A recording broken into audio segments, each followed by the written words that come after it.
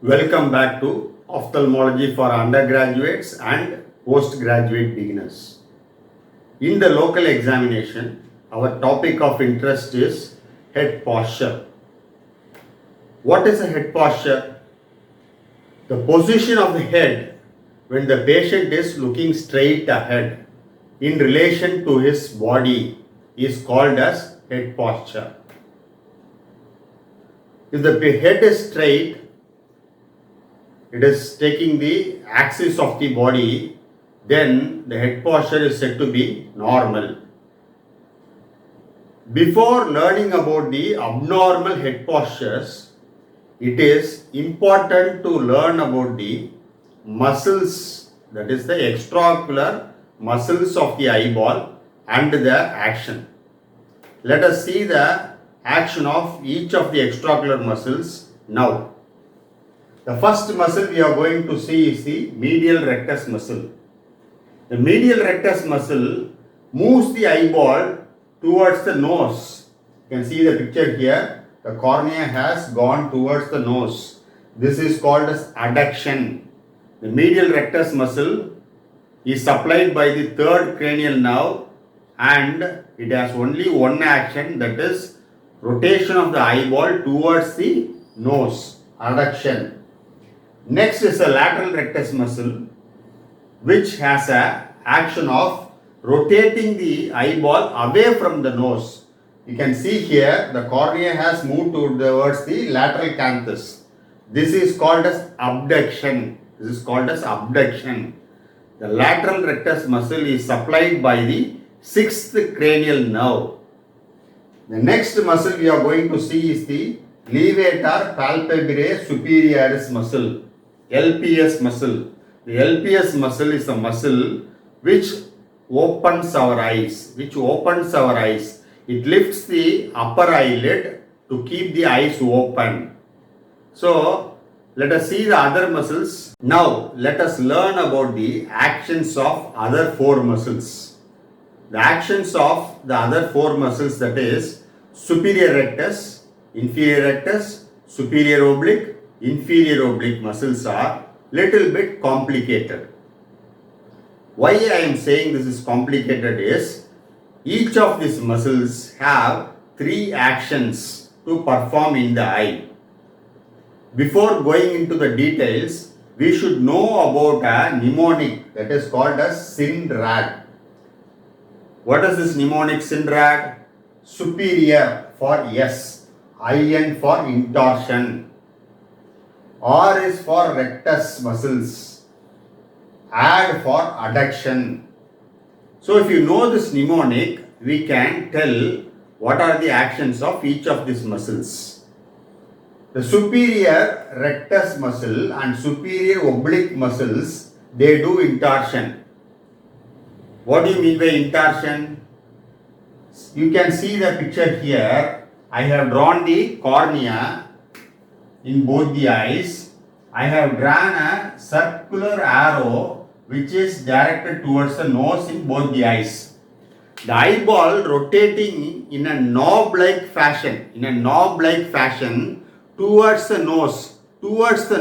So if the eyeball rotates like this towards my nose, it is called as intorsion.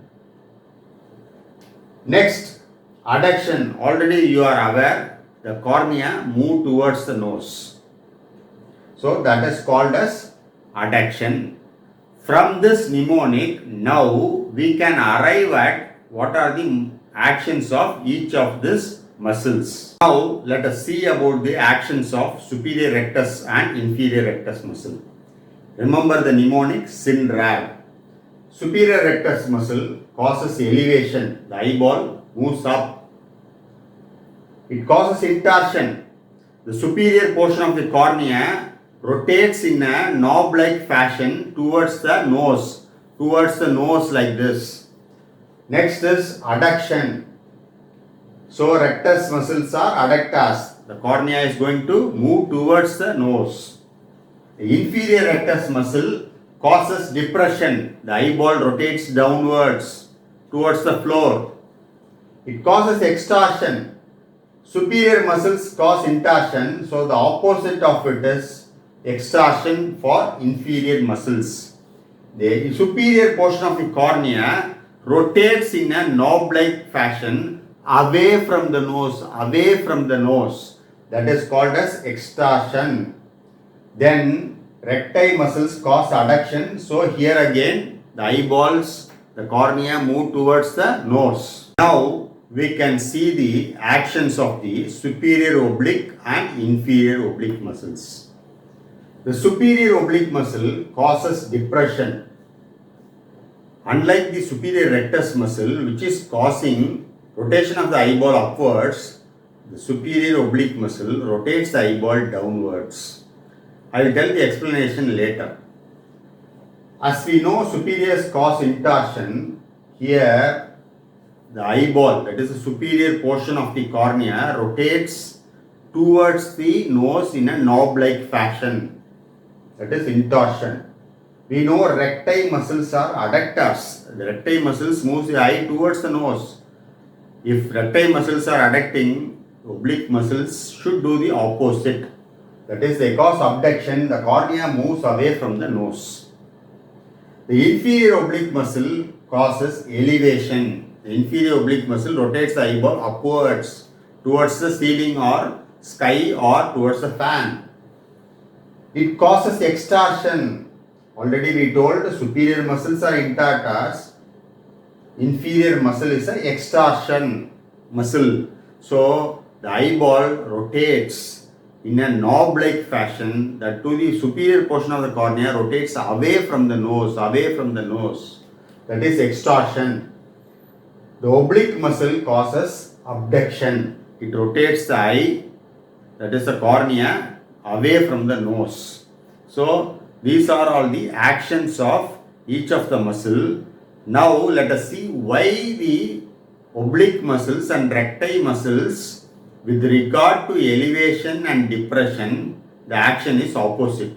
In the pictures I have drawn here, I have depicted the actions of superior rectus and inferior rectus muscle with regard to elevation and depression only.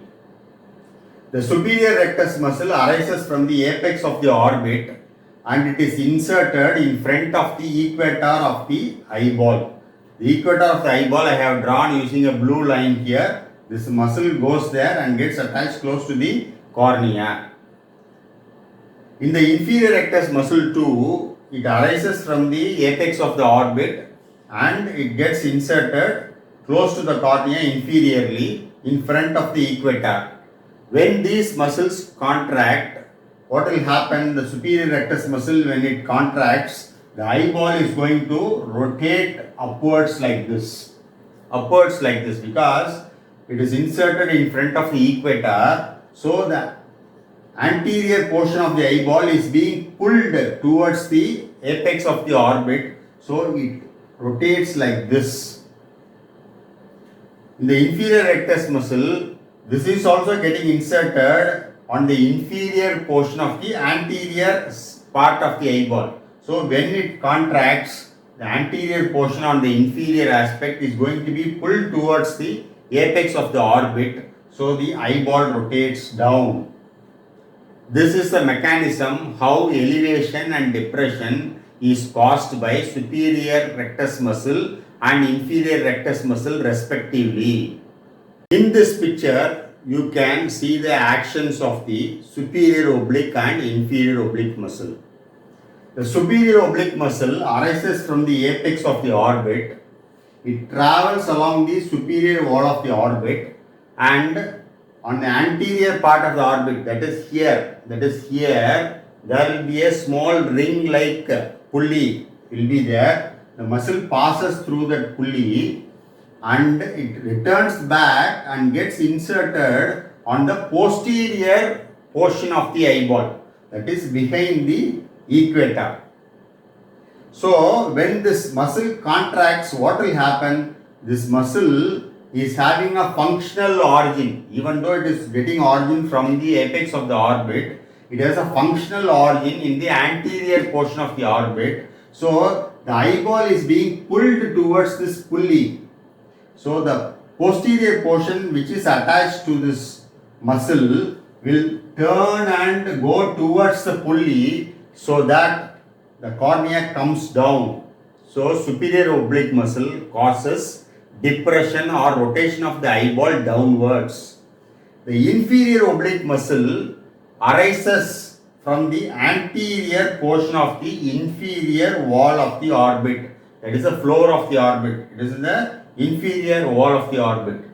Unlike other muscles which arise from the apex of the orbit, this muscle arises directly from the anterior portion of the orbit in the inferior wall or floor of the orbit. It goes backwards and gets inserted in the posterior portion of the eyeball behind the equator. When this muscle acts, what will happen? This posterior portion of the eyeball inferiorly is pulled towards the origin of the muscle, so the eyeball rotates upwards. It causes elevation. So rotation upwards is caused by the inferior oblique muscle. Now it is time to learn about the abnormal head postures. Abnormal head postures are of three different types. The first type is face turn to the right or left. The face is turned like this to the right or it is turned towards the left. So when you ask the patient to look straight in front of him, some patients will look like this. This is face turned towards the right. Only when they look like this, they can see at the distance in front of their body. Some patients will keep their face turned towards the left and look in front of their body. So this is abnormal face turned to the right or left. The next abnormal head posture is chin elevation or depression. The chin elevation or depression. So when some persons are asked to look at a distance, they may look like this. They look with the chin elevated up, but the eyes will be looking straight in front of their body at a distance. So this is called as chin elevation. Some people may put the chin down like this, but they look like this in front of their body. So this is how they look. The third abnormal head posture is head tilt towards the right or left. When some patients are asked to look at a distance, what they will do is they tilt the head like this and look at a distance like this. This is head tilt towards the right. Other patients may tilt the head like this and look straight like this. So this is head tilt towards the left. Now let us see a simple example for a abnormal head posture. Here I have taken the right-sided lateral rectus paralysis as an example. The right side lateral rectus muscle is paralyzed means the eye cannot move away from the nose. Because the medial rectus muscle is acting unopposed by the lateral rectus muscle, the eyeball turns towards the nose or turns towards the left side. This is a squint or strabismus. The left eye is normal. The cornea stays in the center. The right eye looks towards the nasal side. The left eye is looking straight in front. So the left eye is looking straight in front. The right eye is looking like this towards the nasal side. It is crossing. So what will happen? The brain gets confused, or you may perceive diplopia, double vision. All the images will appear 2 in number. So there will be a confusion. In order to avoid this confusion or diplopia, the head has to do something to avoid this confusion and diplopia. What the head will do? First you should know that the left eye is functioning normally. The left eye can't move in any direction because all the muscles are normal in the left eye. Here the right eye is looking towards the left side. The left eye can also look towards the left side because all the muscles are normal there. So the right eye is looking towards the left side and left eye is looking straight. Now the left eye adjusts for the right eye and it also looks towards the left like this. So both these things, they become parallel. So when I am standing like this and my head is straight ahead in front of me, the eyes will be looking in my left side direction. So if I am asked to look at this straight object in front of me, what should I do? I should turn my head like this to bring the eyes straight in front of my body. So the face will turn towards the right side. So if I am asked to look straight in front of me, if I have a right-sided sixth nerve paralysis or lateral rectus paralysis, my face will be turned towards the right side, but my eyes will look straight in front like this. So this is how this abnormal head posture is acquired. Suppose a muscle which is causing elevation is not functioning in the right side. The elevation in the right side is caused by superior rectus or inferior oblique muscles. If either one of these muscles are paralyzed, what will happen? The left eye will be straight like this. Since the superior rectus or inferior oblique muscles are not functioning, what will happen? The eyeball becomes squinted downwards like this. This eyeball cannot come up because those muscles are not acting. But this eyeball on the left side can rotate downwards because all the muscles are functioning. So when I am looking straight ahead, my eyeballs will be down.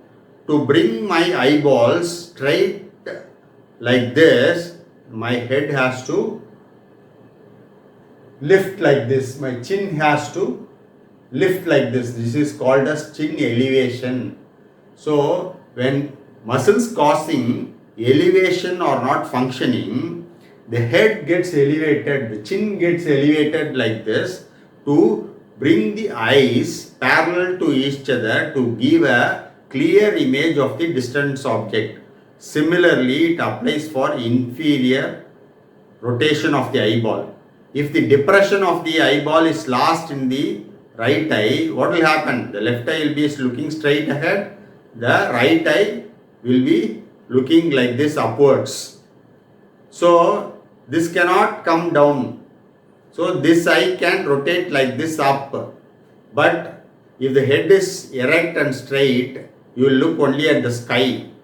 In order to bring the eyes to look the objects in front of your body, you have to depress your chin like this to bring the eyeballs to look straight in front of the body. So this is chin depression. Next, coming to the head tilt towards the right or left side. I said the superior oblique muscles are intertas. Suppose my right-sided superior rectus or superior oblique muscles are not functioning. What will happen to my eye? Normally the eyes will be like this. So consider my middle finger as 12 o'clock position in the cornea. If all the muscles are functioning normally, this middle finger will be at the 12 o'clock position. If in my right eye the superior muscles are paralyzed, what will happen? The superior muscles, they cause intorsion like this, knob-like fashion towards the nose. Because the superior muscle is not acting, the inferior muscles are free to cause extorsion. So the eyeball remains rotated like this. So the left eye, it is straight. The right eye, it is turned in a knob-like fashion towards the right side like this. So it is in extorted position. So in order to avoid diplopia or confusion, the head has to tilt like this towards the left side so that both the eyeballs, they come in this direction so that there is no diplopia or confusion. So I have given you certain examples for you to think several times, for you yourself to enact what are the actions of the muscles and why a abnormal head posture is caused. As we have already told, the superior rectus muscle, inferior rectus muscle, superior oblique muscle and inferior oblique muscles, each of them have three actions. Let us consider the right-sided superior rectus muscle paralysis. The right-sided superior rectus muscle causes elevation, it causes intorsion, it causes adduction. Suppose this muscle has gone in for paralysis, there will be a combination of abnormal head posture held by a patient. The face will turn towards the left side. The right-sided superior rectus muscle has to rotate the eyeball towards the nose. It cannot do it towards the left side. So the face will turn towards the left side. It causes elevation. Now there is no elevation of the eyeball due to superior rectus muscle paralysis. So the patient has to lift the chin upwards like this. So the chin will be elevated like this. The right-sided superior rectus muscle causes intorsion. The eyeball rotates in a knob-like fashion towards the nose. It cannot do that. So the head has to do a knob-like rotation, that is head tilt towards the opposite side of the muscle paralyzed. So in a superior rectus paralysis, there will be a combination of abnormal head postures. One is the face is turned towards the left side, the chin will be elevated and head tilted towards the left side like this. So when you ask a patient to look straight in front of him, he will assume a head posture like this, face turned towards the left side, head tilt towards the left side and chin will be elevated up. So this is a simple example I am talking about in the superior rectus muscle. You consider about the other muscles, that is the inferior rectus muscle, superior oblique muscles and inferior oblique muscles, and you yourself can find out what is the abnormal combination of head posture in those muscle paralysis. Next, coming to the levator palpebrae superioris muscle.